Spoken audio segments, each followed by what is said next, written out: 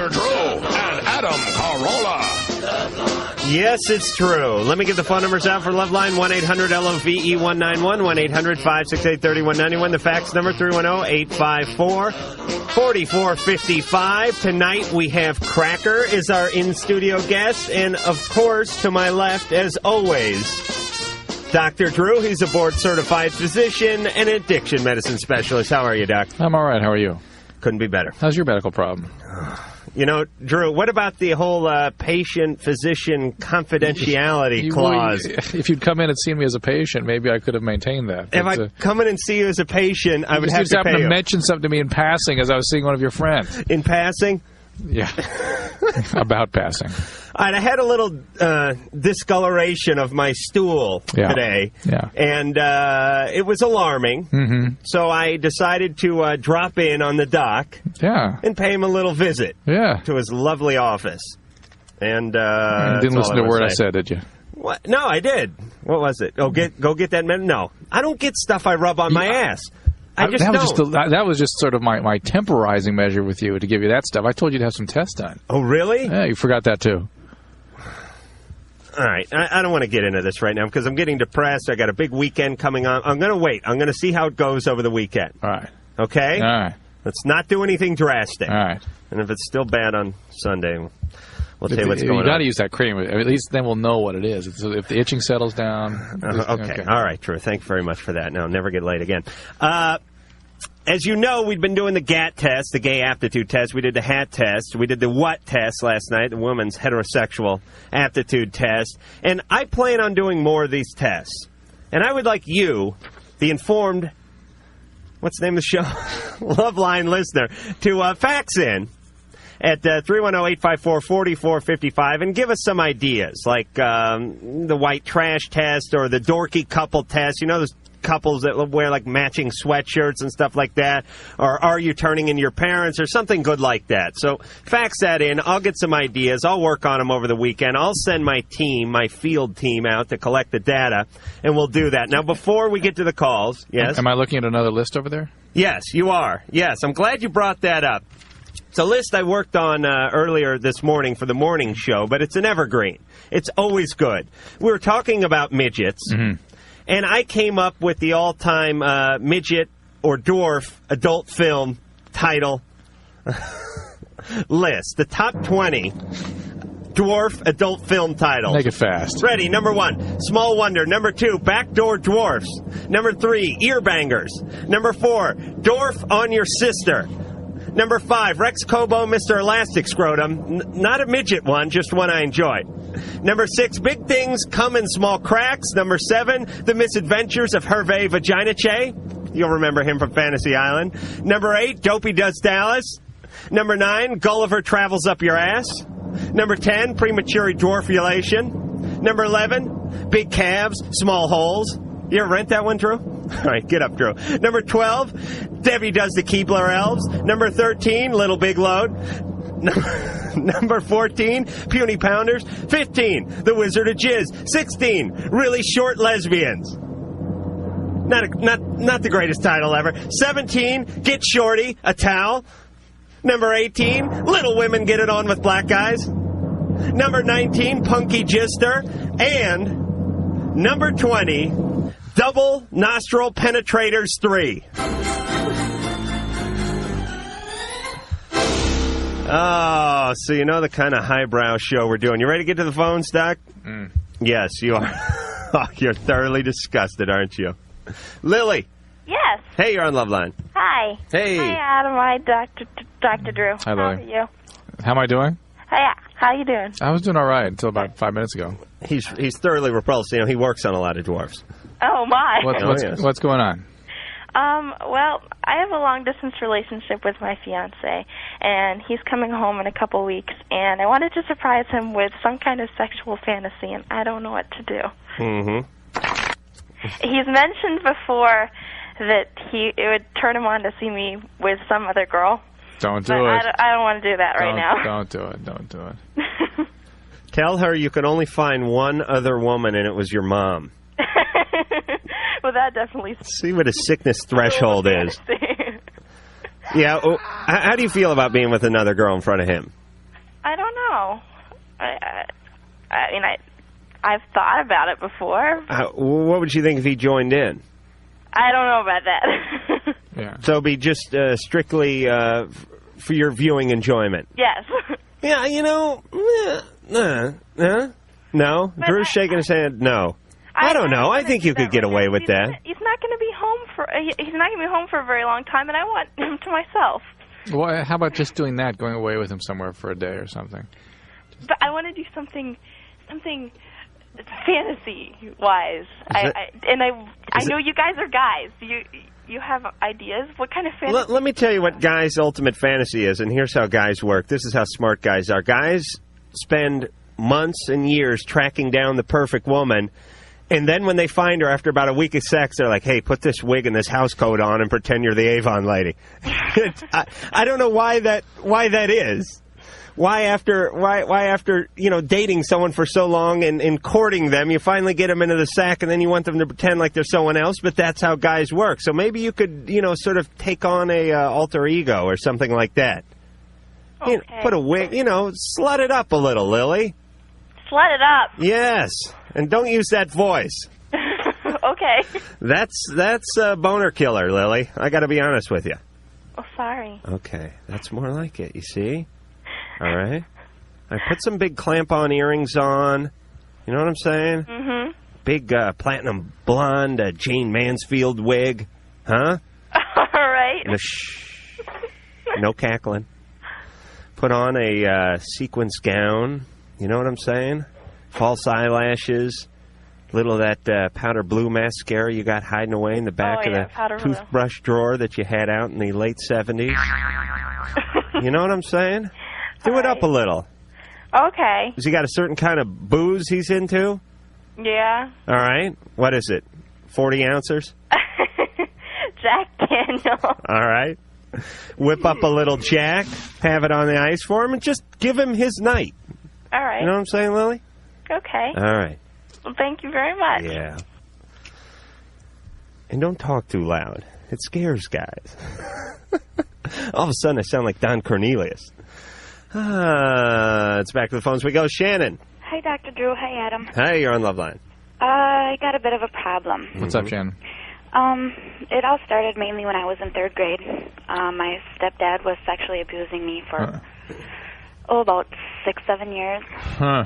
And I told my mom a couple of times, but he threatened me, so I reneged. And then the last time, How do you renege on that? I told her that I was doing it to get attention because... Wow. What'd he threaten you with? Said that he'd kill me, he'd kill my mom. God, is that guy still around? I don't know. Is your mom divorced from him now?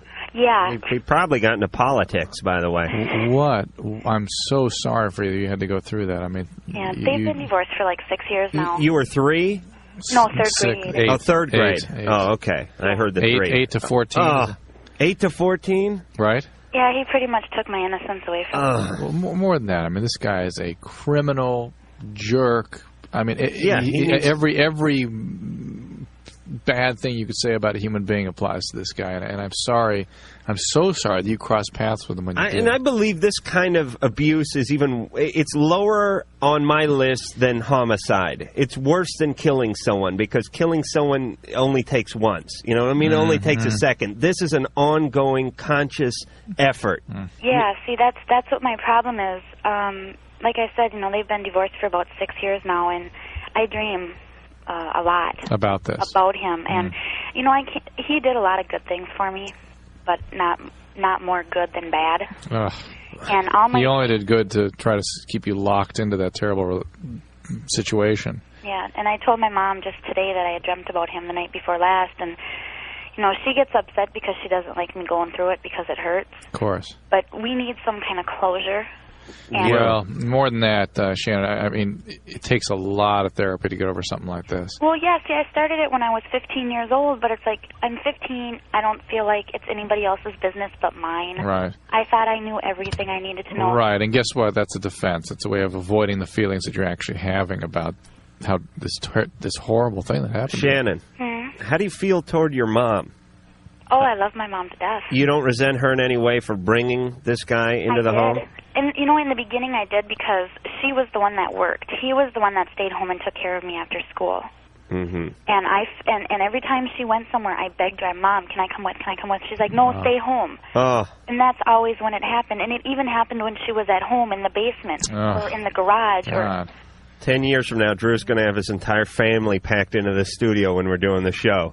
To make them listen to this stuff? No, just to not let them out of your sight. Oh, right. Oh, you bet. Absolutely. Oh. We go through that kind of thing already now. Shannon. Yeah? Was this guy ever brought up on charges? Yeah, he's in prison now, but when he first, when the charges were first brought against him, they put him into like a halfway home to try and do some kind of treatment for him. He was only supposed to be there for a few years, but he screwed up, so they put him in prison. Well, I guess that's good. I mean, at least the guy's not running around. Yeah, but soon enough, probation or parole well, or whatever. Don't focus on that. You seem like you're insightful into the nature of the problem here and that you want help. Go get help. Go get help. It's not something that is going to be easily curable or treatable, but it's only going to happen in a relationship in a therapeutic relationship with a professional. I mean, it's the only way it's really going to get better. It's going to affect your relationships. I'm sure you've noticed already how much difficulty you have in relationships, right? Yeah, and very much so. Yeah, and that's going to continue, and you don't want that in your life. You want to be able to have honest, genuine, intimate relationships that don't get overcome by the chaos and all the dysfunctional emotion that's left over from this trauma. Yeah, before my grandmother died, she told me that in order to go on, you have to forgive. Janet, don't worry about doing something. It's not simple right now. There's going to be no catharsis. It's not going to be, you're going to be visited by a shaft of light and you're going to have this, epiphany and you're going to be okay. Yeah, a lot of work. It's not like in a fortune cookie or anything like that. I mean, for as many years of abuse that you suffered at the hands of this guy, you may take that many in a therapeutic environment. Right. In order to those parts of your emotional world, your brain, that protect you from injury, are all in place right now to try to help you survive the trauma you went through.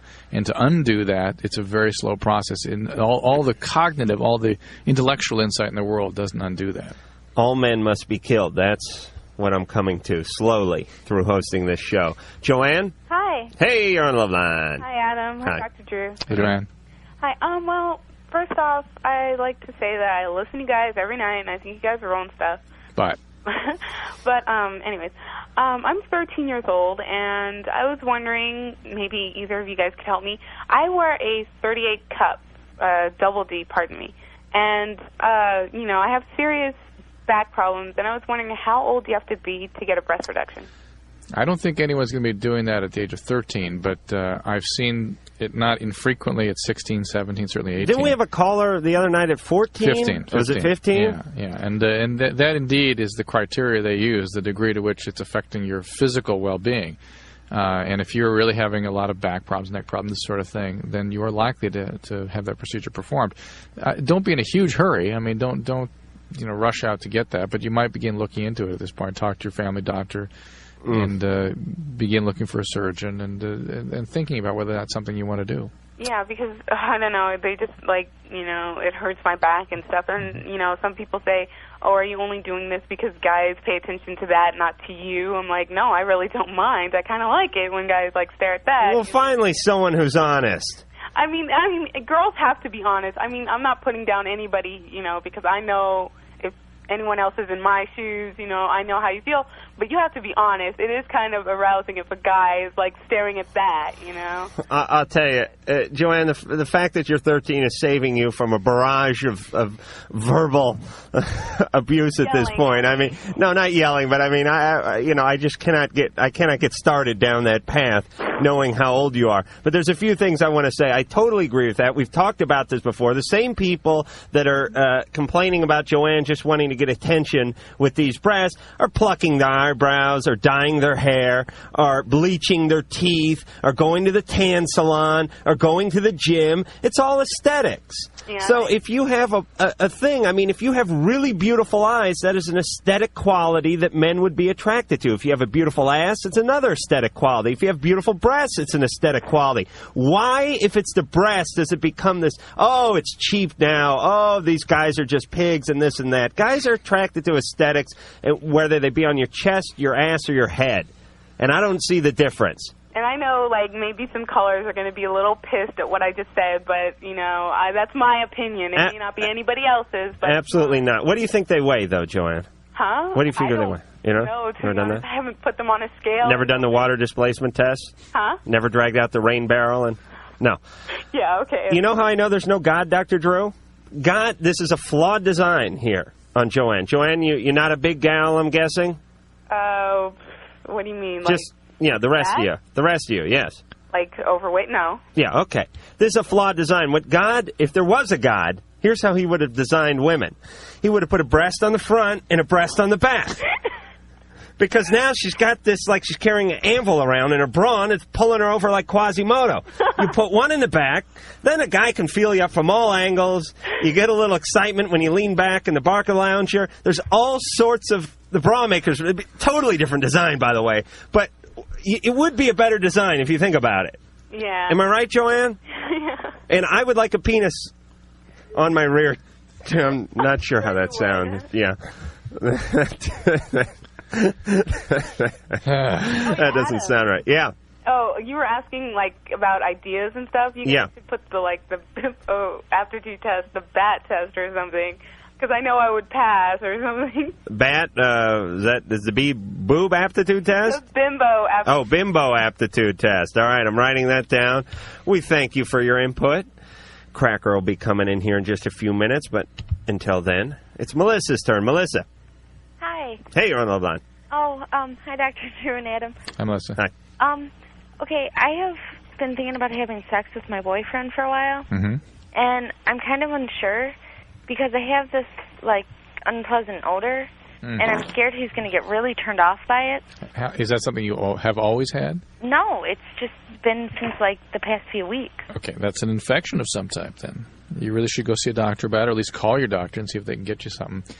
These days there's some creams that you can use really empirically that are very effective, something called Metrogel, that tends to cover most of the vaginal infections that cause the funny stuff. Metrogel? Metrogel. Is it tube shaped like a train? No. It's going into the tunnel? No blue line on the Metrogel. Are you sure it's an infection? Maybe you just sat on a wheel of cheese or something. Oh, God. No, Melissa, talk to your gynecologist about it. These things can usually be dealt with pretty easily. Okay? Yes, good luck to you there. Michelle. Yeah. You're on Loveline. Hi, Dr. Drew. Hi, Adam. Hey, Michelle. Hey. All right, here's what's going on. I've been going out with my boyfriend for, like, a little more than a year and a half, and he's, like, an email junkie. Email junkie? Email, yes. Yeah, I mean, he really, he gets into playing all the games, but he gets into the chat lines, too. Mm-hmm. And, like, right before before Christmas, I would go down, because we go to the computer lab in the college, and, we'd both do it. And he started, like, writing, like, certain girls, like, right away. Uh-huh. So he knew these girls in advance. No, he didn't.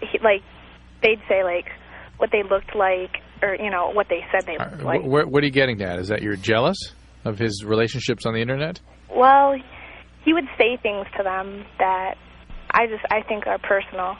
About him? About himself? Just like they'd do the sex thing over the Internet. And that disgusted you? Michelle, you're moving like a glacier, sweetie. Let's go now, for Christ's sake. Yeah, he would get very intimate. And just recently, I found out, because he's been emailing one girl, and I found out that he, like, gave her his number, and she's called him. Well, first of all, whoever he's talking to on the chat line could be a 50-year-old. It's the 70-year-old transvestite. Yeah, right. Right. I mean, who knows who you're talking It's to? the longshoreman. And- It's the merchant marine with the cigar hanging out of the side of his mouth and the sweaty A shirt and his gut slopping over his underpants. Yes, I'm 15. I'm nubile. I have large, supple breasts. And this is sort of the provocative fantasy arena of the latter half of the 90s, I guess. People are doing strange things on the internet, but it doesn't necessarily translate into any bona fide human relation. But it's cheating emotionally. No. Poo-poo on that. But it does, it violates your sensibilities, and you ought to ask him to stop, that's all. See, I have, and he like hasn't. He's been like talking to the same, like they started just regular emailing each other, and he's been doing it for like a month. All right, now how would you feel if he sat home and watched porno movies? Pornos are, I wouldn't care about It's all right, that. because I'm going, here's my sort of non-physical cheating scale I just came up with. Playboy, then it would go Penthouse, then it gets in all the like Jugs and Hustler and Backdoor Men and 40 and Affable. Right, whatever. Wait a minute, I got more. All right, then it goes to the porn movies. Then it goes to the emailing because you're. Well, how about the lines, the phone lines? Oh, the phone lines. Yeah, okay. The email, then the phone lines would be. These are the things you can do without touching another human being, but still it's kind of weird. It's kind of carrying on with someone. And the thing about pornos is obviously there's no feedback. Although I have there's no person. Oh, but I have a brilliant idea. Another invention for porno movies where they work your name into it. So they go like, and you hear like a narrator's voice go, "Give me more, Adam." Customized porn. In today's computer age, it would make $1 million, Drew. All right, but here's the deal. So I'm being ridiculous. Not really, no, because he's having contact with a person that is then contacting him. Right. I mean, it's a form of relationship. Right. You know what I'm it saying? may be totally false. It may have no foundation in reality, but it is enough. I can understand why it would violate your sensibilities, and if you won't stop, create consequences. And it's not that far out of line. It's one of those things where if you don't like it, he should stop. Yeah, and if he doesn't stop, she has to begin to up the ante and say, well, if you don't stop, I'm going. It's not a big deal, but if it really bugs the hell out of her, then he should stop for her, and we'll be back with Cracker.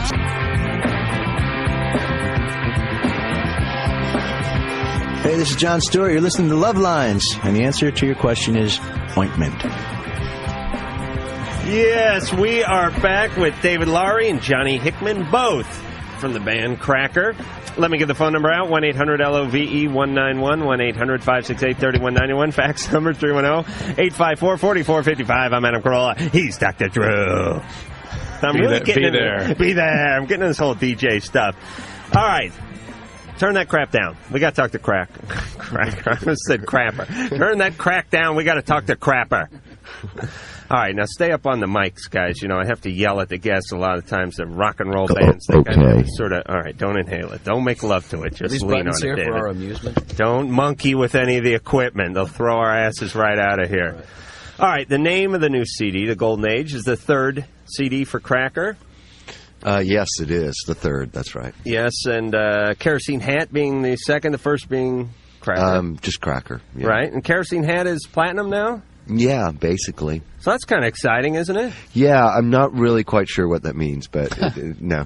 Well, it means you sold 1 million records. Now, is it true with the whole like gold and But platinum? they have a funny way of measuring it. That's what I was trying to get at. I don't want to take anything away from you, but how's that work? It's like how many that are out in the store and that haven't come back yet and have been there for a certain amount of time, so you can actually have these. Well, anyway, but with ours, it probably is genuinely platinum. Yeah, you guys did it the hard way. Well, it took a long time, so it's probably genuinely platinum. So, and this thing is coming out the 2nd, right?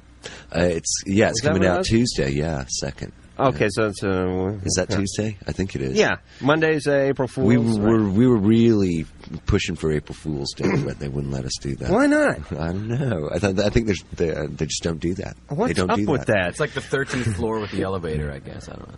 Oh, that's right. And I never even really noticed that. Drew, do you notice that? Yes. In elevators? In hospitals, there's no 13th numbered room. Yeah. And there's no 13th floor. And there's no 13th floor. But there is, because it's the 14th floor. At the LA County Hospital, the 13th floor. It's the jail ward. This is a really weird society. Well, no wonder everyone's on drugs. They can't cope. I've been staying in room 13 when we've been rehearsing for a month, and I'm fine. Yeah, small town in the desert. Happened. But we did see a movie while we were out there that was filmed in this town that we stayed in. It was a bad werewolf movie, and the werewolf was living in his room in the movie. Really? What was the name of the movie? The Howling Seven. New Moon Rising, or it was like by this time, like the accountant from the original Howling is like the star of the movie. Right. I'm serious. I'm serious. Dresser. A friend of mine worked on it. That's why we watched it. It was seriously, it's the accounnt. You know him as the man who did craft service for The Shining. Now he's starring in his very own feature-length film. We were talking about anuses during the commercial break. Johnny was saying he had his checked recently, and not to bring that up over the air. I was coincidentally having a little... Told you not to. Having a little trouble with mine. You had your ass looked at. So and here's be honest about it. People should, think about their health. Well, it is true. Damn body, Yeah, I mean, let's do a little PSA right now. I mean, people... Or just drop it. Either one's fine. No, I think we should run with it. We're on a roll. Here's the deal. Because we get this is kind of the nature of the show, because we get a lot of calls and people go, I have these bumps on my penis, and I don't want to tell my doctor or my parents, and I don't know. Meanwhile, cancer's spreading every second. This guy's not getting to a physician, but they're embarrassed because it's on the penis, it's on the testicles. They got it through some sort of mischievous behavior, whatnot, and it's killing them. But they're too humiliated to go in and have it checked. I have the same problem with my butt. So I went in. I noticed. All right, I'm going to be honest. I noticed like a little blood in the stool today. Yeah. And there's nothing more... never has the look of dismay come across my face and said to her than when you look down in the toilet. And usually, you look down, you admire your handiwork. Hey, not bad. Hey, it looks like Abe Lincoln there. What is that? And you look down and you see some blood in there. And you think you're going to die. So I went in to go see Dr. Drew. And Drew was great because I told him, and the first thing he said to me was, "You're going to have to see someone else." We work together, man. I don't spread cheeks with people I work with. And I was only for total strangers, huh? Right. That's right. If you're 70 and you got a prostate the size of Minnesota, Doc's, he'll dive right into the coolie. But if you're a healthy, strapping young lad you sit across the counter with, the console with every night, no way. Sure, let me die, Drew. Now, come on. I said that, first of all, there are boundary issues there that I said it's too weird for me to get into that with you. Boundaries like the hair? You talking about the hair? That prevents it from getting anywhere near there. And the other is you need to see a gastroenterologist anyway, or a proctologist, to have this thing properly examined, and that's the word that I said that you didn't like. Can I get like a hooker to look at it? Are there any hookers out there with medical degrees that could work up guys? Because they'd go running for the colon check at that point. All right, let's talk more about Cracker. All right, we're off of... Johnny, I'm going to let you off the hook with the whole anus thing, by the way, because that's the kind of guy I am. I appreciate it. We'll get into that. I told you, Johnny. I told you not to say anything. I got a checkup. Are you guys on tour now? You're going to go on tour? What's going on? We're sort of beginning to tour. We did our first show last night in this little town out in the desert, Pioneer Town. And then we're going to Pioneer Canada. Town? What the hell is Pioneer Town? It's a great place. What'd you play? It's up near Yucca Valley. There's a honky-tonk there. There's a honky-tonk there, yeah. We have a lot of friends out there, so we just played a show for the locals. Okay, so, and what about L.A.? Nobody once shouted Sweet Home Alabama. I was very proud of everybody. Freebird! Well, somebody did shout Freebird, but I think it was his brother that shouted Freebird, so... I had to move on to another. And where are you guys going to be? Because we're in like 21, 22 cities at this point, and you may get to some of those. Well, most of them are Canadian. We're not big enough to be in Pioneer Town yet, so keep working at it. Well, let's see. We're going to Canada next month. We have this tradition. We start our tour in Canada. Mm-hmm. It's because we think so highly of our cousins to the north. Yeah, you look a little like Bryan Adams. Are you guys...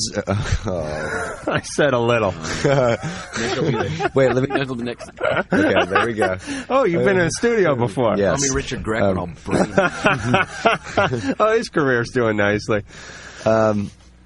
But I think we end up in New York on like the 25th. And what about L.A. besides on May 10th or something? At the Hollywood Grand, May 10th. Oh, really? You people in L.A. will just have to wait. All right. Well, we're going to hold our breath now. We're going to go to the phones real fast before we go to break. Lisa.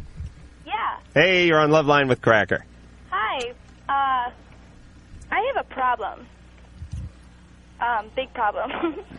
Actually, it's a power struggle with oral sex. Yes. Oral sex and all different kinds of sex, but mostly oral sex. Mm-hmm. Both of us are very strong-willed people. It's my boyfriend. We've been dating for about a year and a half, and both very strong-willed people in everything we do, especially sex. And the sex is great, don't get me wrong. And I get dressed up for him and all different kinds of things, but he always needs to have it his way. Mm-hmm. And I don't know. All right, get an egg timer. We'll be back.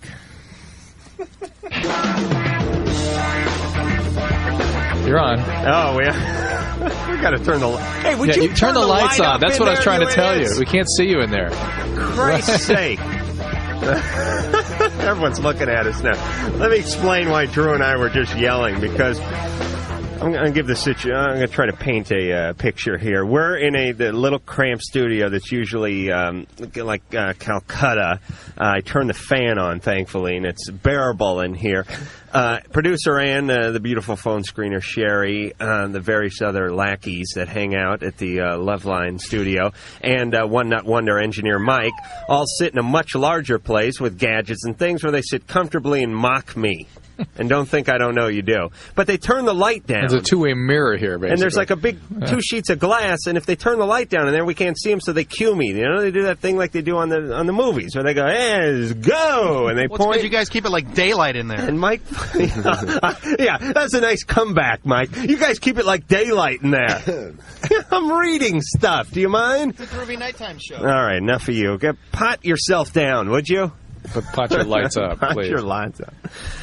All right, we're here with the gents from Cracker. I'm sorry you guys had to sit through that. No, that's fine. Totally unprofessional. The new CD, The Golden Age, will be coming out the second. You guys, we were just talking about during the break, will be in San Diego doing a gig on 91X show. It's at Soma there, and I guess that's Saturday night. I forgot about that. See, I forgot about right. And not too far a drive for the L.A., Bakersfield, and Santa Barbara, and other diehard Cracker fans that are within driving distance to go out and check that one out within proper stalking distance. All right, we're going to get back to... What is that, Drew? Yes, the phones. Brian. Helping you out. Hello. Hey, I don't come to your gigs and play the guitar, do I, man? That's right. Okay. Brian? Yeah? You're on Loveline. Hey, how are you? Good.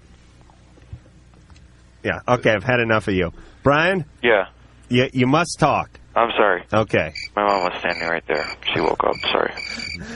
Okay. People are so freaked out about talking in front of their parents. What's wrong with that? All right, Brian. Your parents were never around to freak you out. Oh, okay, Drew. Yeah, thanks. Okay, that's right. Make me cry. That's going to make for a funny show. Bring up the anus now, the heinous mental abuse I had to endure as a youngin'. Brian, do you have a question? Yeah, I do. I want to ask you, okay, look, I got this problem.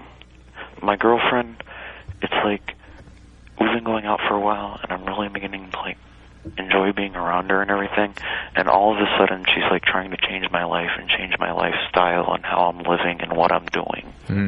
If part of it is to get you to talk faster, I'm all for it.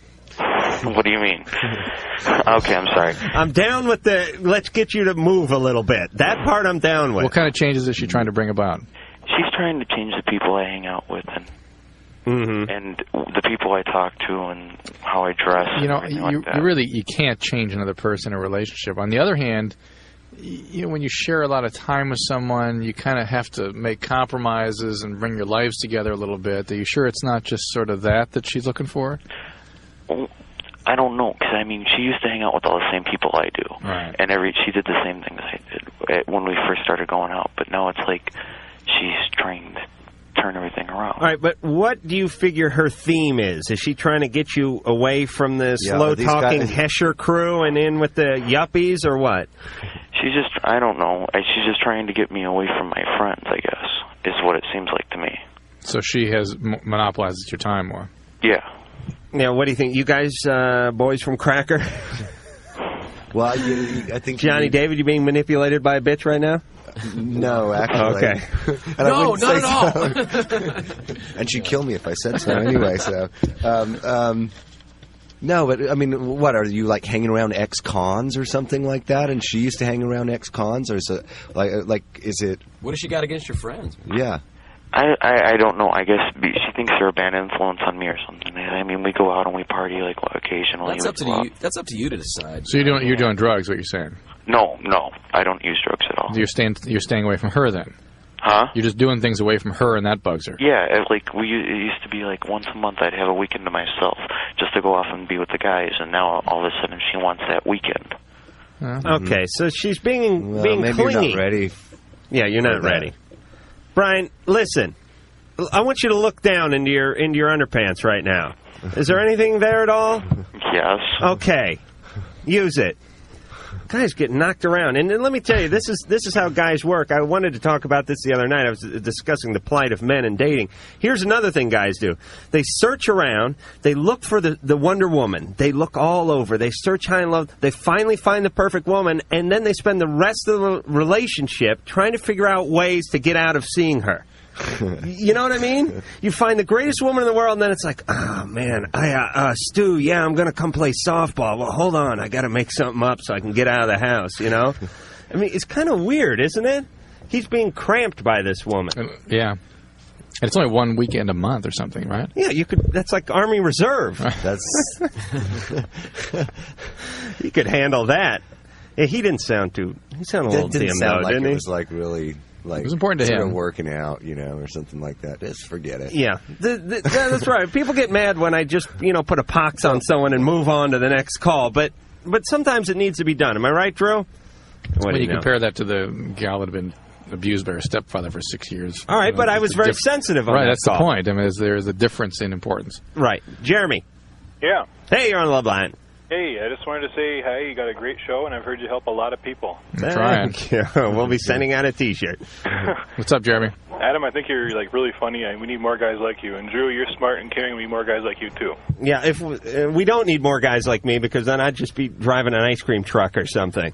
Well, you got a point. Okay. What's up? Okay. My question is, a couple of friends of mine are getting into some different kinds of drugs that aren't going to be as harmful as like acid and stuff. Right. And I just want to know what some of the effects are of peyote buttons and mushrooms.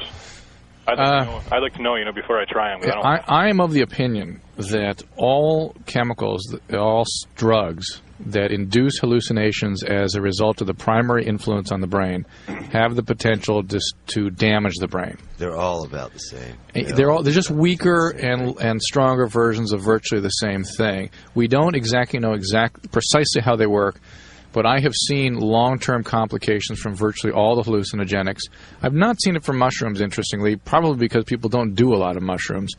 I have great difficulty. You lived in Santa Cruz for 8 years. Well, and I expect to see it, by the way, because I've seen psychiatric and neurologic problems from virtually every hallucinogenic you can name, and I'm really disturbed by particularly young people's sense of defensiveness about these compounds, that because they come from plants or because they're natural, somehow they necessarily are okay or good.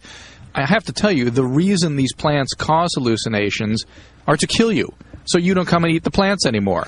I mean, the plants develop these strategies as a way of surviving in the wilderness. There are plants in the South American rainforest that you take one lick of, and you'll have a terrific hallucinogenic high and die. All right.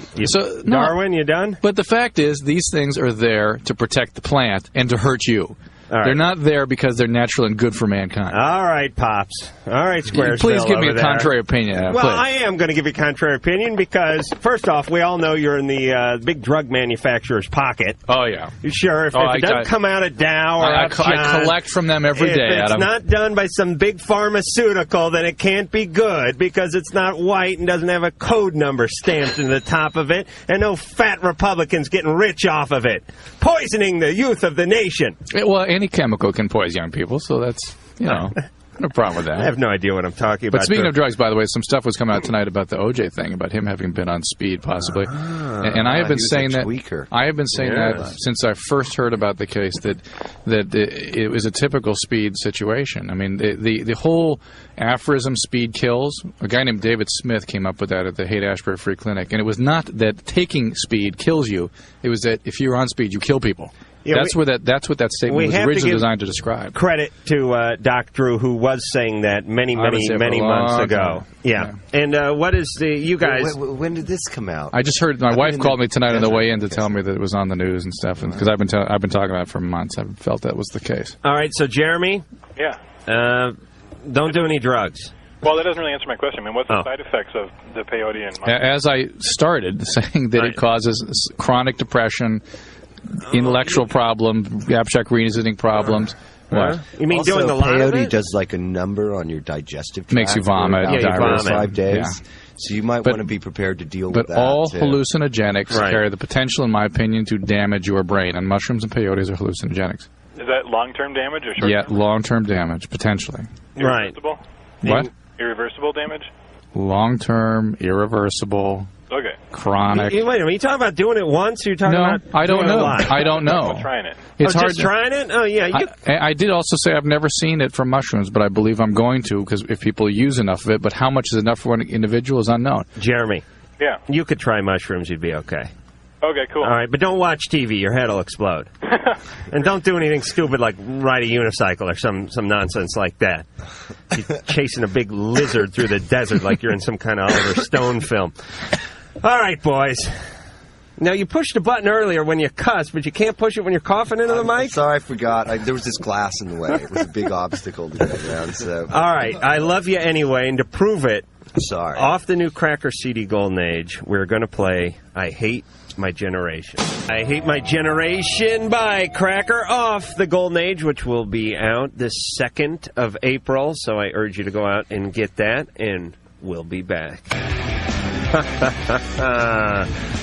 Yeah, there we go. Let me get the phone numbers out for Loveline. 1-800-LOVE, 191-1-800-568-3191. The fax number 310-854-4455. I'm Adam Carolla. He is Dr. Drew. They are Cracker.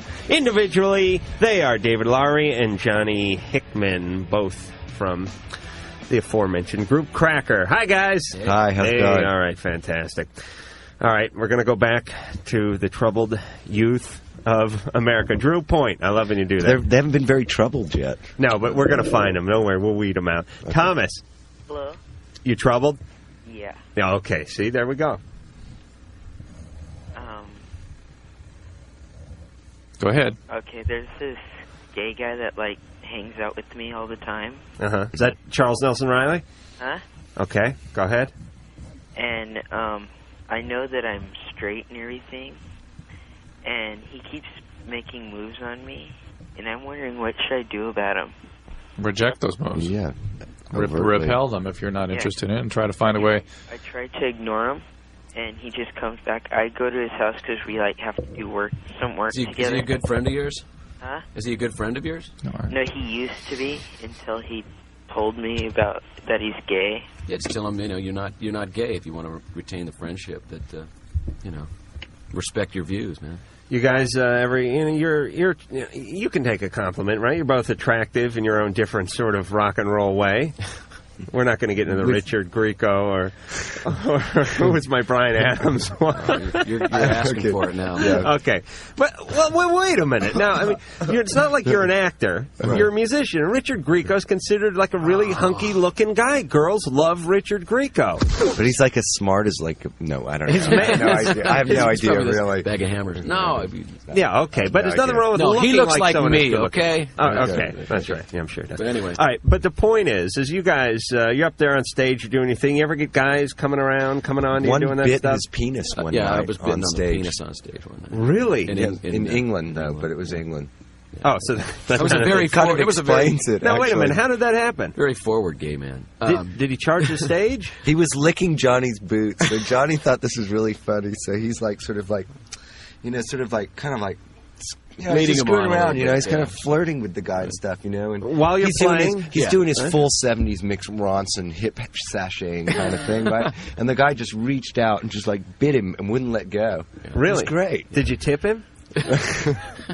We'll be back in 10. You should have been arrested. He apologized. Drew He's apologized. joined our fan club and has apologized. Oh, my. He apologized. Long letter. I'm so sorry. Does Hallmark make a card? Sorry, I chomped your schlong.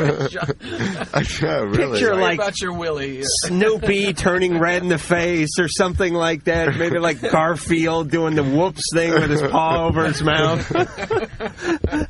What kind of greeting card do they have for that? So we were just talking. Stop throwing stuff. We were just talking to Johnny from Cracker, and he was talking about how this obsessed fan bit him in the penis. Sure, when he was licking the boot, everything was fine, but then he went for the groin. Yeah, he went beyond foreplay real quick. And did you have to stop playing? I mean, what was your reaction? No, he did not. He's the utmost professional. He kept playing. Well, I bonked him on the head with my Les Paul.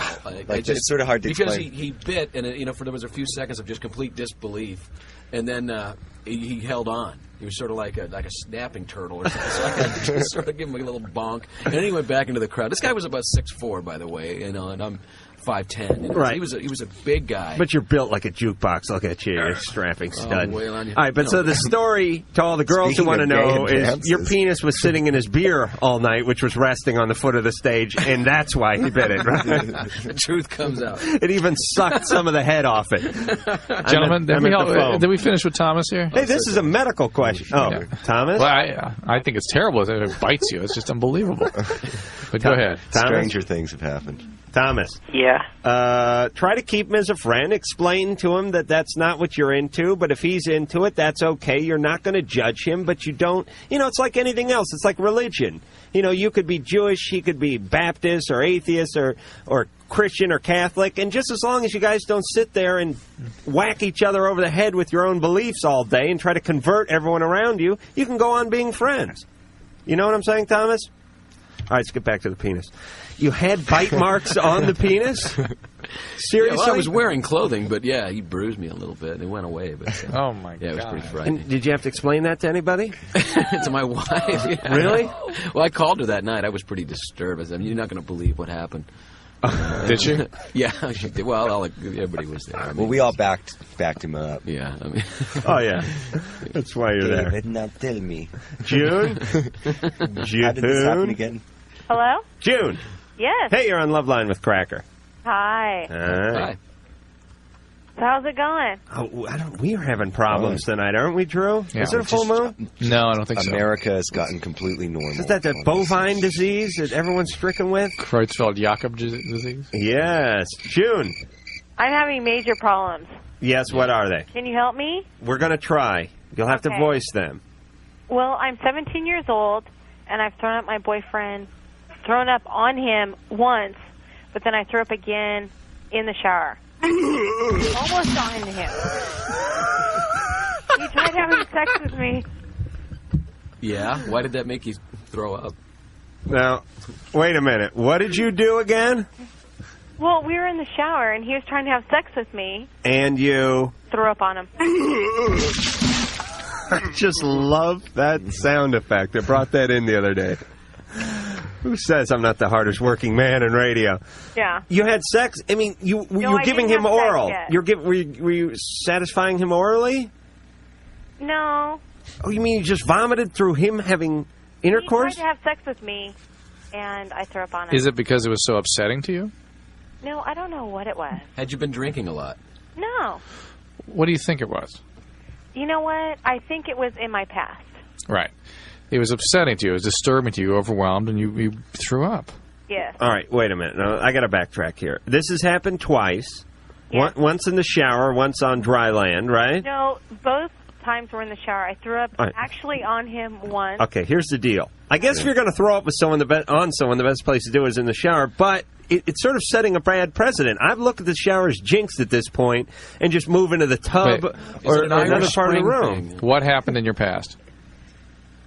Well, the next door neighbor, this big long story. I don't even think you want to get into it. Try in a couple sentences. Describe what happened. Okay. Well, we had oral sex. You and a next door neighbor. Yes. And how old were I was you? 13 years old. How about before that? Did that ever happen to you? No. How old was the neighbor? Actually, he was 15. Oh, gosh. I thought she was going to say 77. And it's something you just were not ready for at that time? Yeah. Yeah. Okay. Well, that's like I give it like a 3 on the trauma scale. Yeah. It's real. It's there, but it's manageable. People can get over that. Yeah. But what is my problem? It's that. Is it? She connects with that. Her sense of Oh, it. she blows a neighbor kid 5 years ago, and now she's vomiting everywhere? Who said I blew the neighbor kid? You did. No, I said we had oral sex. That does not mean that I blew the neighbor's kid. Uh-huh. Uh-huh. Well, what did you do to him? I didn't do anything. He did to me. Oh. Well, that's even lower on the whole. Let me check the trauma scale. Yes, Trauma scale? That's just below seeing your grandfather's ass. That's really pretty minor. That's minor? Yeah. Look, it was major to her, and she hasn't gotten over it. And her sense is that it's overwhelming her. The memories flood back into her mind when she tries to have sex in the present. And maybe you're just not ready for that at your age. Maybe you really need to sort of gain more maturity to be able to manage those feelings so you can go ahead. Mature, though. I understand, but your sense of being mature and actually becoming an adult or being as mature as you're going to be may be some distance. Well, wait a minute. June, have you had sex before? No. No, you have I'm not. a virgin. Okay. And so what is my problem with throwing up on my boyfriend? Well, I mean, that's the kind of reaction you're going to have to something that's disturbing. Disturbing, yeah. I mean, when you get sick to your stomach when you see a bad car accident, you get sick to your stomach when you smell something or it reminds you of something. You know, I mean, that's the sort of standard reaction to something that disturbs you. So that's probably what that is. Do you think of this incident often with the neighbor? June? Well, once in a while. I mean, it's nothing that I think about every day, but I think that has an effect with my boyfriend now. Then I would say you just take your time and not Take have my time. maybe not have sex at your age and take it easy and don't be pushing so hard to do something that you don't want to do. It's overwhelming you. It makes you throw up for crying out loud. Don't do it. I'm going to work a totally different angle, by the way, not the neighbor angle anymore. I'm on to something totally different. June, does your boyfriend have varicose veins? Does he have varicose veins? Yes. No, not that I've seen. Okay. Well, I'm back to the neighbor one. I don't know. I mean, I know you can be traumatized by anything you want, and I know 13's a little bit young. Yeah. But in this day and age, they're No. It's not anything about this day and age. I mean, it can have the neurocognitive development of a 13-year-old is such that they may not handle the experience, and it can trigger some stuff. I mean, I'm not saying that she's going to have a chronic psychiatric problem as a result. She can have personality disorder or anything, but she could have some reactions in the present. All right. Derek. Yeah. You're on Loveline with Cracker. Oh, I'm just kind of in shock. Oh, it's weird. Yeah. Well. The boys from Cracker are getting pissed, by the way, so let's go. Okay, I got a problem, I guess. Okay. This girl, I kind of want to ask her to prom, but I don't know how. All right, Cracker, you guys handle this. I'm disappointed how normal America is this time around. You can't just go up in around. class and ask a girl to prom. That doesn't work. Why can't you just go up in the middle of class and? I don't understand. Actually, I never went to a prom, so I don't know if I could help you here. Actually, do you know this girl? Yeah, I know her. Are you friends? friends? We have like 2 classes together. You're friends, but you haven't dated, or what's your status? Yeah, that's about it. It's time to make the move, buddy. Yeah. Get your courage in up class, and do it. You can't do it because I don't sit by her in either class. If you're worried about being told no, that's going to happen 1,000 times in your life. just get it over with. Get it over with now. And she may be pleasantly surprised, and she'll say, yeah, I can't believe you waited so long to ask me. So Derek? Just do it. Yep. Derek, I want to do a little dry run here, if you don't mind. Okay. I want you to pretend that Johnny Hickman from Cracker is, what's this girl's name? Dana. Dana. Is now Dana the potential prom date. Uh-huh. And you just ran into Dana / Johnny Hickman from Cracker in the hall. And it's between classes. And you're both moving down the hall. Mm-hmm. And you have just a few minutes to work your magic, to weave your spell. Derek? Yep. Hit it. Go. Do you want to go to prom with me? Sure. Okay. See?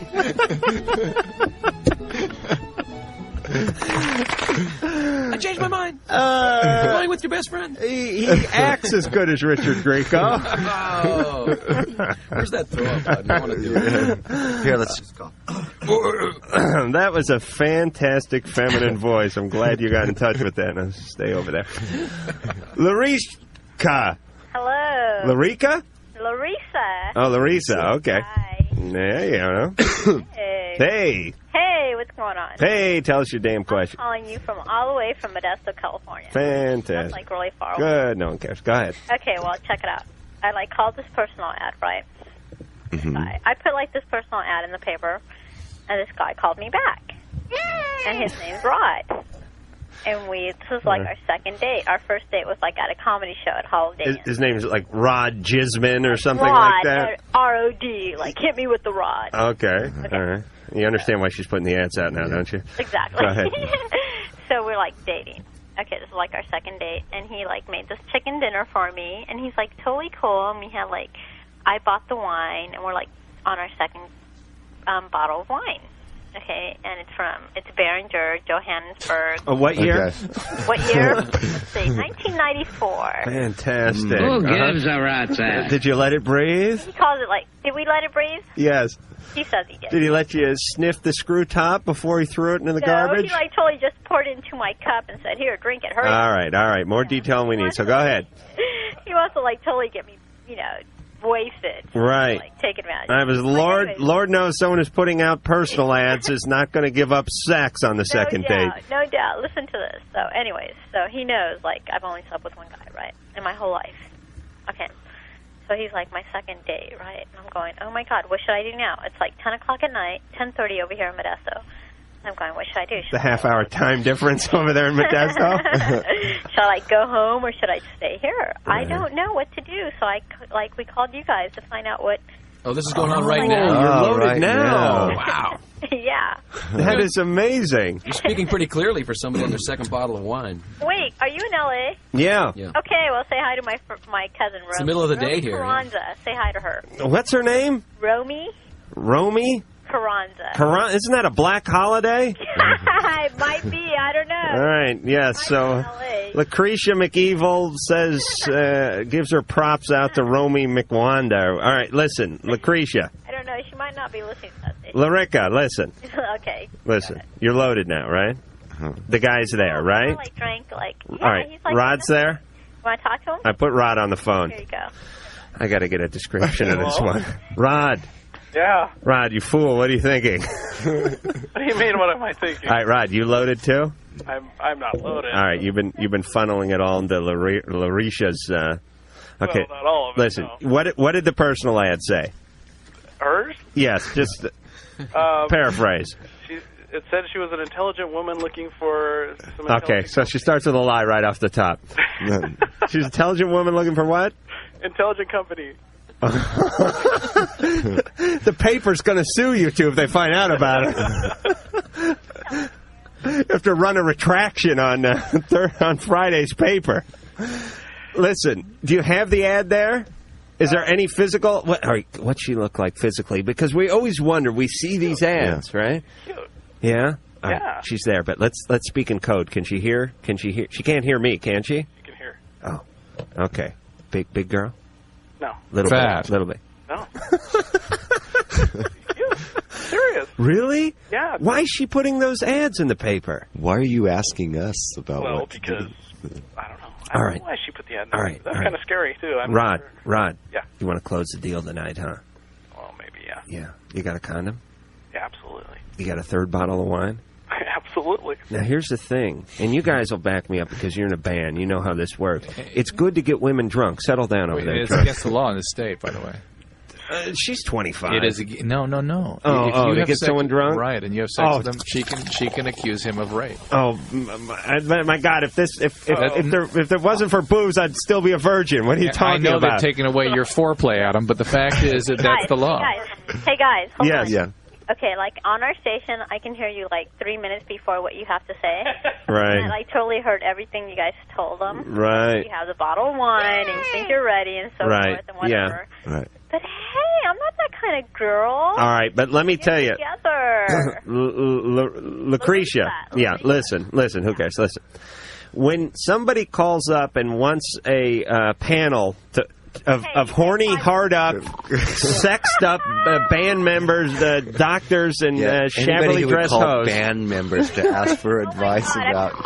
Yeah, these guys probably moralities, probably. Like, totally, you think he paid like $5 to get me? All right, listen. We know you want to sleep with him. You just want to make it seem like you were thinking about it. Right. All right. Yeah, right. All right. Listen, we're gonna let God decide. All right. Let God decide. I'm gonna flip a coin. Okay, flip it. All right. Wait a minute. You want heads or tails? Give me tails. All right. Heads is heads. Tails, he gets you in the tail, right? Okay. No. Heads. Personally, I like head, but if you give me tails, I'll go with that. All right. Let's see. It's a done deal. All right. Heads, you sleep with him. Okay. Tails, you induce a vomit right there on the coffee table, and like totally puke, right? Right, and storm out with your high heel slung over your shoulder, and you grab a cab. All right. I totally agree with Heads, you sleep with him. Tails, you go home. Okay. All right, you ready? Yeah. I'm going to throw it up, and just to prove I'm not lying, I'm going to let the boys from Cracker say what it landed on. Okay, be totally honest. I'll be totally honest. Ready? Here we go. It's up in the air. It's still spinning. Whoa, look at it hang. And it just hit the counter. And it is... Oh. Heads. I would never sleep with the guy on the second day. All right, but it's heads, so it's God's will. It's God's will? Yes, do you want us to all be struck by lightning? All right, Lucretia, happy humping. There you go. Another match made on the wonderful Loveline. Oh. Now, somebody who calls and asks, so you had the point. I mean, the point was somebody calls up and asks two guys in a band. Yeah. For some decision like this is. I have a theory that whenever girls sort of say, like dialing Satan, what should we do? Right. The devil's caddy. What should we do? No, it's really like when someone says, I really shouldn't do this, or I don't want to do this, or this is too fast. It usually means they want to, but they didn't want to make it seem like it was their idea. Right. Because if they thought of it first, it wouldn't be good. Now, we are going to play a mystery cut. It's written right in front of you on that piece of paper I put in front of you. Oh, that's what that is. Anne is 15 minutes ago. I just sit and watch you, and you're just so... Oh, you drive me crazy. Producer Anne is thoroughly pissed. Cracker with... John Osborne. Nothing to Believe In. That was Nothing to Believe In off of Cracker's Golden Age. And if the voice in the background sounded familiar, it was the one of Joan Osborne. And we'll be back.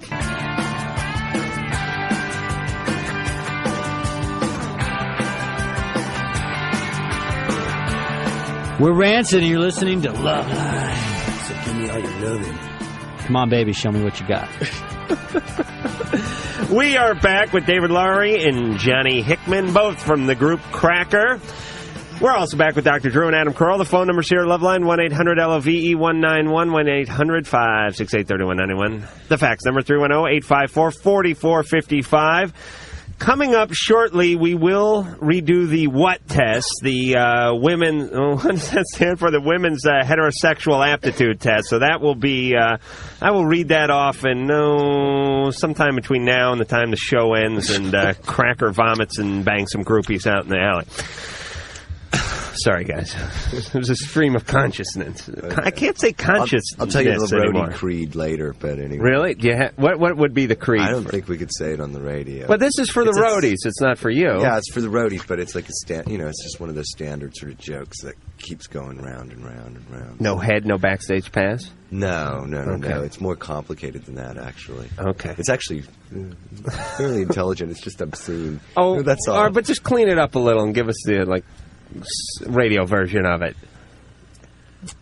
Well, there's a lot of variations on it. It's basically loaded into the band and Okay, all right. It goes on and on. So it's kind of like the old and on like that. Now that's the stereotype you're talking about, right? Correct? Band roadies, Yeah.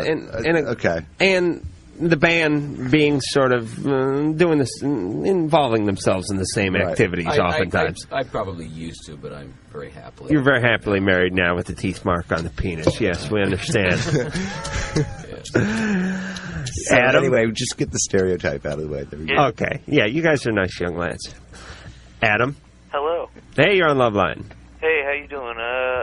First, I just want to tell Cracker, I love you guys. You're one of the most talented bands around. You're really great at music. I really love you. Oh, well, thanks. Thank you. Yeah, sure. I just had a couple of questions for you and Dr. Drew. Mm-hmm. Mm-hmm. One thing was, I went on I've been seeing my girlfriend. Her name is Jenny for about 7 months now, and a couple weeks ago I went on a ski trip with some of my friends, and when I came back and I saw her, she started acting really weird. She was like, she started saying I was annoying and that she didn't want to see me again, and I've been trying to call her, and neither she or her roommate will take any more of my calls.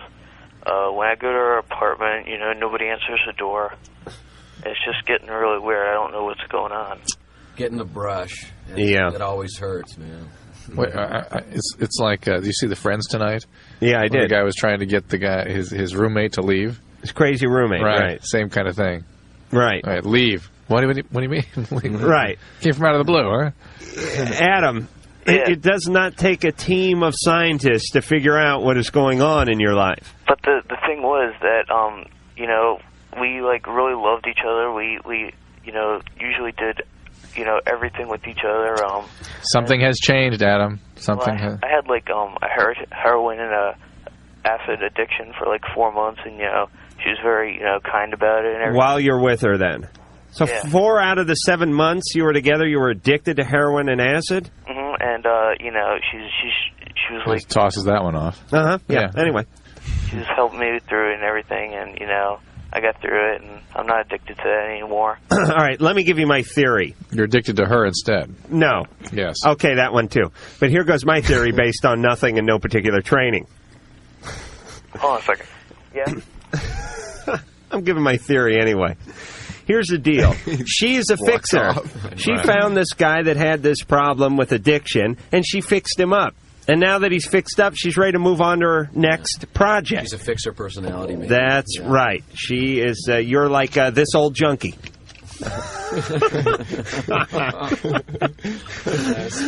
They're done with. They've just put the final coat of paint on the hand railing, and it's time for Norm and Bob Vila to move on to the next project. Adam. Okay. I laughed. He left. She was at the door. Adam's like fixing himself a martini while we're over here killing airtime. Drewski? It's all written down here for you. Is it? Okay. You just did that one. All right. Yeah, well, you got to cross them off then. It's Gaslight Adam night. Sorry. Sorry. Oh, hey. Hey. Sari. Sari. Yeah, okay. I have, this love triangle thing going on. I've been friends with this one girl since, grade school, and I moved after grade school, and I went to a different middle school, and I got to be friends with this guy.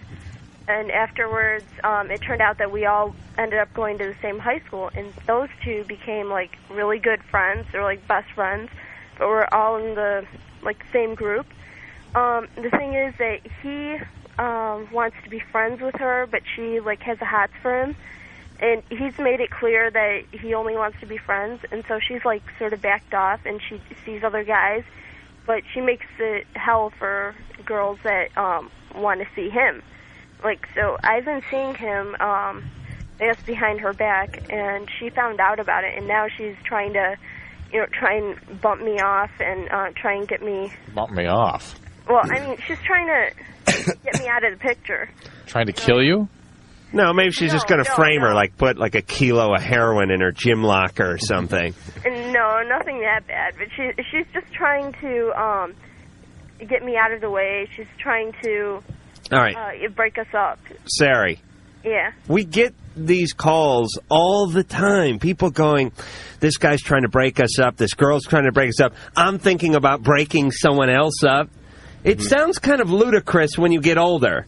I mean, when you get into your later 20s and early 30s, you can't really picture somebody coming and breaking you up. And this seems like common attempted practice, at least in high school, and I don't really understand it. I don't think... It doesn't really work if you don't really believe in it it. doesn't like make sense to me or anything, but any kind of relationship that he's ever been in, she'll try and break it up. The thing is, I'm kind of sick of it, and I just want to know how... I really like him, and I want to know how to be with him without her having any say in it. She's, constantly in our faces about this. All right. Everyone's got a weird puss on over here, Sari, because it doesn't make sense. I mean, here's the deal. She's going to make herself look that much more the fool by trying to break you two up. She's going to look that much more desperate. If this guy's got an ounce of brains, he's going to understand that. And if she pulls it off and he buys into it, then he's just a big enough jackhole that you don't want to be with him anyway. Exactly. All right, Sari? Just don't worry about it. I have a question for Cracker. Are you going to have any concerts in the Chicago area? Yeah, why don't you talk about that? They certainly are. They're going to be in this area in the month of May. I thought I detected a Chicago accent. Yes, I have to look at Ann all the time because I'm like a dog that's been beaten by it.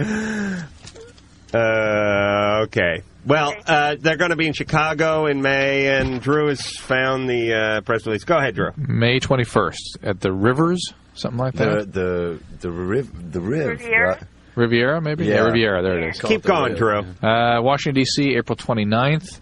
The 930 Club, Minneapolis, May 20th, the 1st of August, this looks like. All right, now sell it now. Come on, Drew. I'm sorry, May 20th, the 1st Avenue. I beg your pardon. May 17th and 18th at the Ogden Theater in Denver. And in Portland, May 14th at La Luna. All right, this is all in the month of... All May. Right. All right. That is Cracker coming to a town. Coming to a town near They've given up on you in the other room, haven't they? They certainly have. There's a coup going on. Aquarium. I'm going to have to step away for just a minute here because I'm going to have to regain control of the ship. And we'll be back.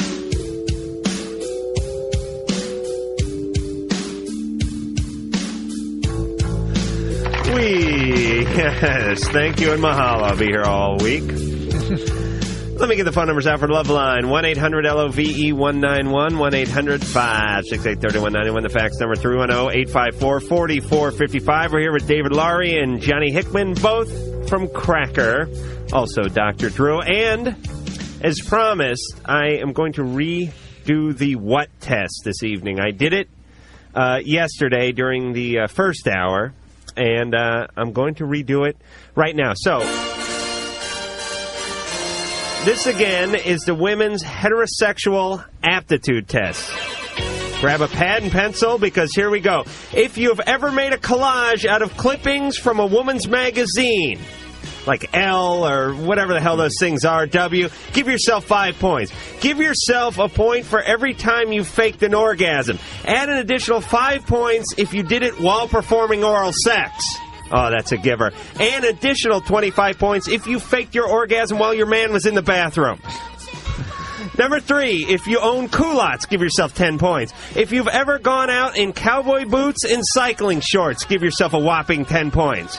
You staying with me now, ladies? Give yourself 5 points for every time you've uttered the phrase, right now, I just need to be held. Number 6, if you think it's all right to punch your boyfriend while he's sleeping because you had a dream he hit on one of your friends, give yourself 10 points. That ever happened to you guys? Actually, I think it has. Heterosexual women find that to be okay. That is perfectly all right for them. Give yourself 15 points for every time... Pardon me, I'm going to start that over. Give yourself 15 points if every time you get together with one or more of your female friends, the conversation quickly turns to menstruation. The heterosexual women love talking about the time of the month. Guys hate it. Add 20 points if you secretly wish all other women would magically put on 40 pounds. thus making you look slender in comparison. Give yourself 3 points for every stuffed animal you own, 5 points for each one you've named, and 20 points for each one you've had an intimate relationship with. Number 10, give yourself 5 points for every time you've sworn up and down you don't masturbate. Another big ploy, the heterosexual women. 3 points if you don't know how many cylinders your car has, and add an additional 5 points if you're not sure what a cylinder is. Give yourself 5 points for every workout video you've ever purchased, and add additional 5 points if you've never worked out to any of them, and also add an additional 15 points if the only one who has worked out to them is your boyfriend. 3 points if you've ever put unicorn decals on your fingernails. No lesbian would ever do that. Number 14, if you've ever taped Days of Our Lives, Beverly Hills 90210, Melrose Place, or Savannah, add 5 points. If you've ever taped This Old House, deduct 15 points. Number 15, if you have big hair, and I don't mean medium hair, and I don't mean average hair, I mean tremendous big Tammy Wynette in the 70s hair, give yourself 5 points. Another thing that lesbians would never do because they need to get out of the shower and go to the dyke bar. Drew told me to say that. And the last question, if you've ever faked an injury to get out of sex, give yourself a whopping 25 points. And that concludes the what test, the women's heterosexual aptitude test. Guys from Cracker, how'd you fare? Faked an injury? That's the one that actually was kind of faked an injury to get out of sex, like... Why? You have a problem with that? Well, no, I just never heard that. That surprised me. But it's something a heterosexual woman might do. I twisted my ankle. Well, you can be creative. We're talking to the lovely and Foxy, you'll back me up on this, producer Ann, last night, and she said she's faked a cramp before. You know, women, you know, the period's coming on, I got cramps, it's hurt. Water retention. There's so many things. You boot the bed frame with your shin, and you know what I mean? You pull a Brody in the bathroom, whatever it is, you can get out of it. You can be creative, not just a headache. Because a guy's going to see right through that. That's paper thin. Yeah. Okay. Right, faking the cramp. That's good. And there's no cramp check. That's like the guy going to go, hold on, let me put my ear up to your abdomen. Liar! I knew it. Now you get double sodomy. Okay. I got 130 points, by the way. Did you? Yeah. All right. Oh, yeah. Yeah, you are a ton of women. You're 2 women, Ann. What do you think of that? Hey, thanks. Oh, I thought you were going to tell me to screw up. All right, we're going back. It's now turned into the Indy 500. We're going back to the phone. Sharon. Hello. Hey, you're on Loveline with Gregor. Oh, how are you doing? Good. They are too. Here's my question. I'm looking for some male perspective on a guy that I'm sort of seeing on a casual basis, but he fell asleep on me once in the middle of sex. And I was sort of like, either I've put him into a trance or I've completely bored him. I have no idea. Was alcohol a factor or just stupidity? Just stupidity. Wow, that's amazing. Well, had he already come to his conclusion? No. No, really? Wow. Really? That's nervy. Yeah. Did you ask him? Did you confront him? Well, I mean, we talked about it the next day. He was like, oh, I'm really sorry about it. Cause, I mean, I sort of like... And he wasn't drunk, and he... No, he wasn't, because I've been with him all day. But he was just sort of like, I don't know, just maybe really tired. I have no idea. But I mean... Apparently. Because after he fell asleep, I was like, oh, okay, well, I'll just stop then, I guess. And so I sort of kind of like... Okay, so you were on top. Yes. And so you just sort of slowed down. It was like it's like when you go to the market when you're a kid with your mom and you'd go out front, they'd have that horse that you put some change into, and after about 30 seconds it would just kind of slow down and stop. You'd sit for a minute, you jump a little harder, nothing happens, so you get off and get back in the station wagon. Right, and then he sort of like came to and he was like, what's going on? I was like, well, you were asleep. I had a dream I was getting laid. And so, I mean, we talked... Wait a minute, she didn't look like you. So I asked him about that, or I didn't ask him, he actually asked me about it, and he said he was really sorry, didn't really know what was going on, but I kind of went, well, yeah, maybe you were just really tired, or I have no idea. Johnny, David, has that ever happened? Heard of that. I don't think I've ever been too tired. So no.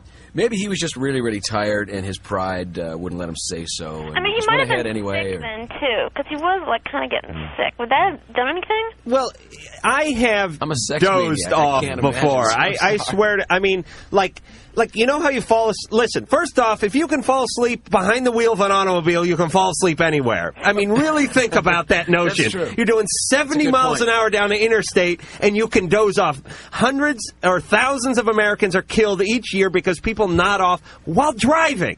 So if you can fall asleep while you're going 70, you sure as hell can fall asleep while you're going 2 miles an hour with a comforter up your ass. I'm just guessing. This is radio. You have to paint a picture.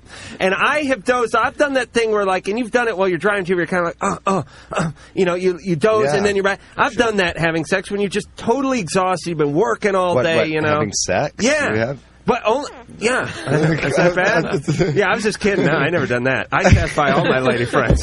Yes. They keep wanting more. They yell. Yeah. So it's not completely abnormal. No, it's not completely abnormal. There's a little bit of a slap in the face. But listen, Sharon, here's my advice next time. This is going to cure the narcolepsy problem. Yes. You know what it is? I got one word. Uh-huh. 2 words. Wheelbarrow. Do you know what I'm saying?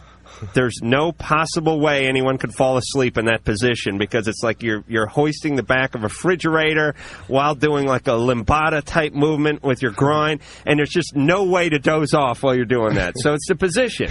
Don't let them get on the bottom. All right? I'll think about that. I've got another question, though. Is that okay? Yeah.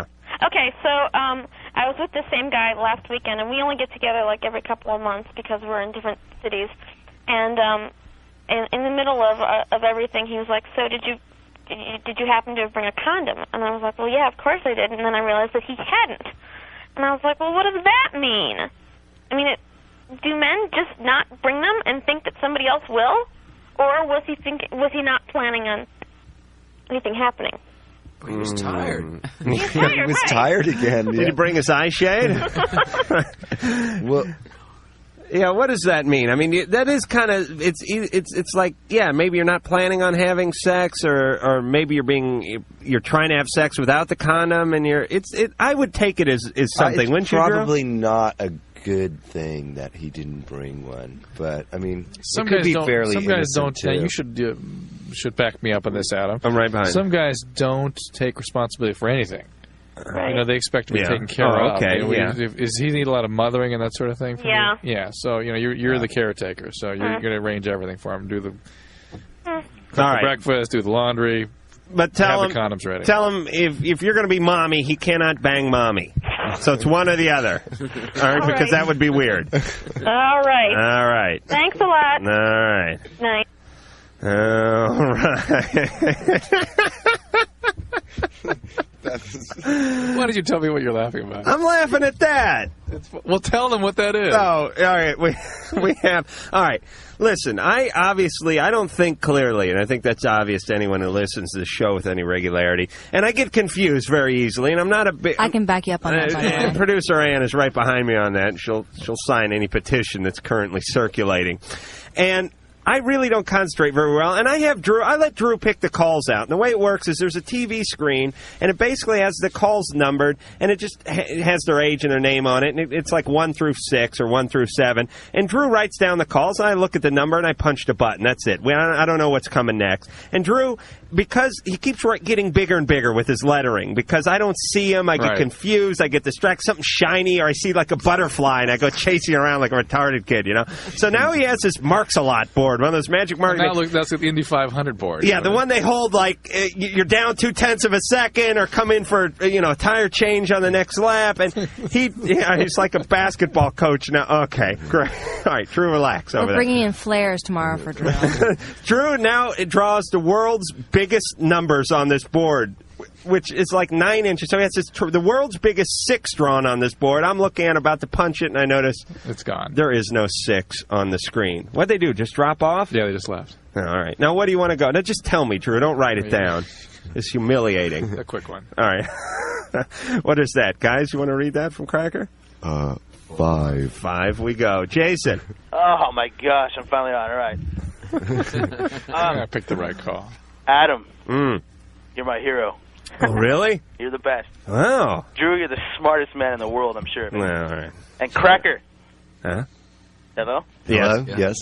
We're waiting for our compliment. Okay. Hi. Comment. No. Man. Hey, were you guys in Pioneer Town on St. Patrick's Day? Yeah, I think we were. Yes, we were. I was there. You were. And I saw you guys, and I was sure it was you, but I didn't come up and talk to you guys. Wow. That's cool. Talk to us now. Where'd you see him? What? Where? Pappy and Harriet's. Yeah, that's the bar there. The best place to hang out in Pike. They were having corned beef and stuff. Oh, you guys weren't playing. You were just hanging out and we were getting just loaded and hanging eating. Oh, corned beef and beer. Yeah. Oh, those Micks know how to celebrate, don't they? Got Homer Simpson here hosting the show. Corned beef. Are you guys still recording up there, or what? No, we were just practicing. Oh, really? Mm-hmm. Well, I'm a big fan. I was wondering if you guys could do me a favor. Well, what's that? And I'm a big fan of the show, and my roommates were wondering if you can do us a phone message. A phone message? All right, real fast. Are you all ready? Get that machine going. It's for Jason, Dave, and AJ. All right. Jason, Dave, and AJ. What do you want them to say? Just say, yo, what up? This is Cracker. No, you can't tell us what to say. We're not going to say that. Yeah. What were the names again? It's Jason, Dave, and AJ. All right. Just say whatever you want. Are you ready?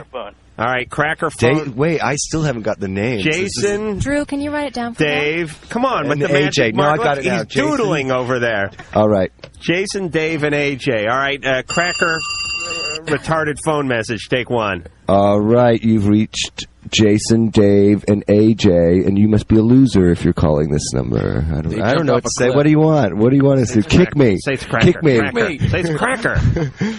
It's Cracker. Oh, it's Cracker. All right. Leave a message. And we'll be back.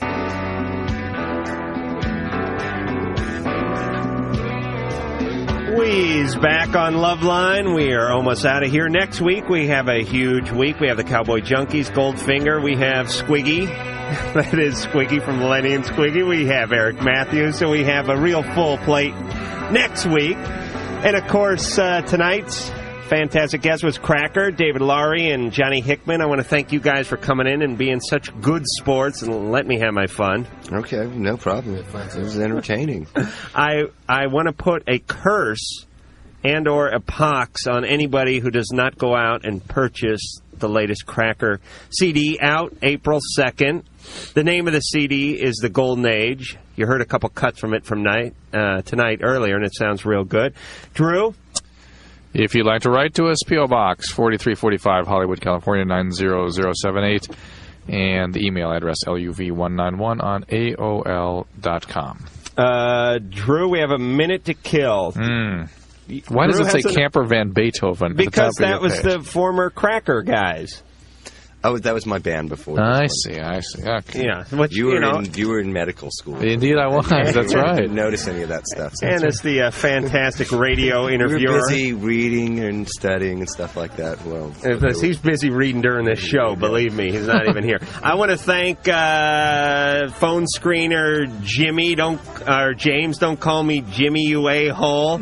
I want to thank the lovely and vivacious Sherry on the phones, the producer and the long and angular one.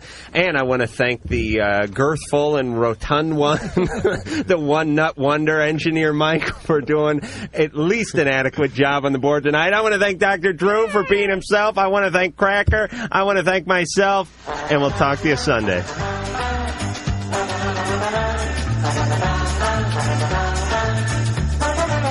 If you are still listening, you may feel the urge to touch yourself. So that's it then. The opinions expressed on Loveline by Adam Carolla, Dr. Drew, or anyone are not necessarily ours. Be happy. Be happy. Happy, happy, happy. Loveline's producer is Ann Wilkins. Thank you.